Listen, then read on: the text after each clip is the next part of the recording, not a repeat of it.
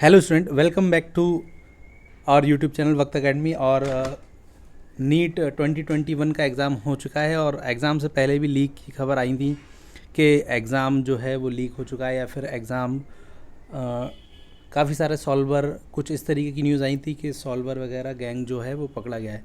लेकिन अब जो राजस्थान में एक्चुअल में जयपुर में जो इंसिडेंट हुआ है वहाँ पर 8 लोगों को अरेस्ट किया गया है, पुलिस ने अरेस्ट किया है। और वो एक्चुअल में पेपर उन्होंने निकाल लिया था सेंटर से और उसके बाद सॉल्व भी कराया, बाकायदा उसको वापस सेंटर में भेजा है। और जो बच्चे थे जिनसे सेटिंग हो रखी थी उनको बाकायदा पेपर सॉल्व भी कराया।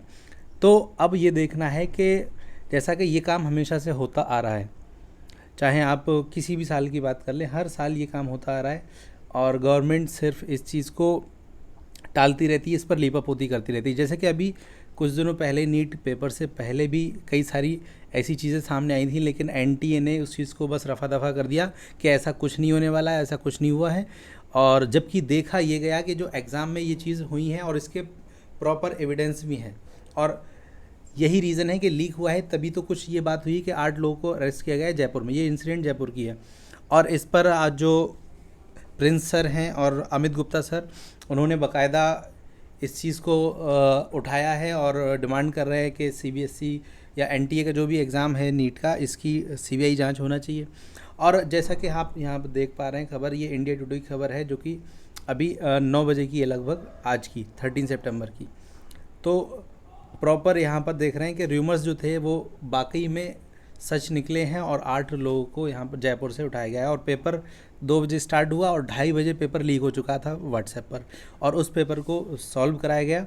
और जो राजस्थान में जयपुर में जो Rajasthan institute of engineering and technology है RIET, तो वहाँ से एग्ज़ाम सेंटर से ये एग्ज़ाम पेपर लीक किया गया है।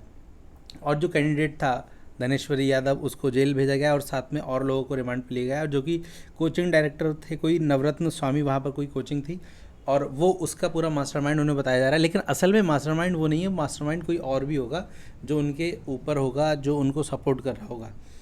ठीक है, तो गवर्नमेंट एक्चुअल में असली कल्प्रिट्स को तो सामने नहीं लेकर आती, लेकिन जो बलि का बकरा कह सकते हैं बनाया दिया जाता है किसी न किसी को। और यही रीज़न था कि जो व्यापम हुआ था, व्यापम में भी आपने देखा कि कई सारे हाई प्रोफाइल नाम थे जिनको ओपन हुए और इसी वजह से वहाँ पर कई सारी सुसाइड हुई, कई सारे मर्डर भी हुए।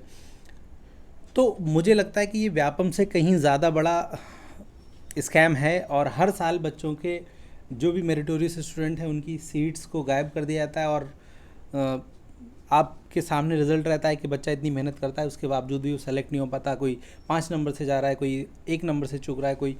तो इतने हाई कट ऑफ जाने का भी रीज़न ये है कि हाई कट ऑफ क्यों जा रही है कि एक तो सॉल्वर गैंग जो है या फिर जो भी इस तरीके की बातें हो रही हैं, तो उनकी वजह से भी हाई कट ऑफ रहती है। और बाकी में होना ये चाहिए कि जितने भी स्टूडेंट हैं नीट के, वो जो नीट के हैं या 12th के हैं और पेरेंट्स हैं, उनसे ये मेरा सजेशन है कि भाई इस मामले को ज़्यादा से ज़्यादा स्प्रेड करें, ताकि गवर्नमेंट को एक्चुअल में इस पर कुछ काम करना चाहिए। क्योंकि हमेशा कोई भी गवर्नमेंट रही हो, करंट गवर्नमेंट हो या फिर जो पुरानी गवर्नमेंट हो, उन सब ने इस पर सिर्फ और सिर्फ पर्दा डालने की कोशिश की है, बस इसको लीपापोती करते हैं हर बार। और जबकि हर साल ऐसा हो रहा है और हर साल घटनाएं देखने को मिलती हैं, कुछ कार्रवाई कहीं देखने को मिलती नहीं है, बस यही होता है। तो कायदे में ये होना चाहिए, इस बार पूरी तरीके से निपट लेना चाहिए जनता को सही तरीके से, जो भी काम हो रहे हैं ये सॉल्विंग वाले, इन सब से। और बाकी यही कहेंगे कि सर के साथ आप सपोर्ट बना के रखिए, अमित गुप्ता सर हैं और हरिओम गंगवार सर हैं, और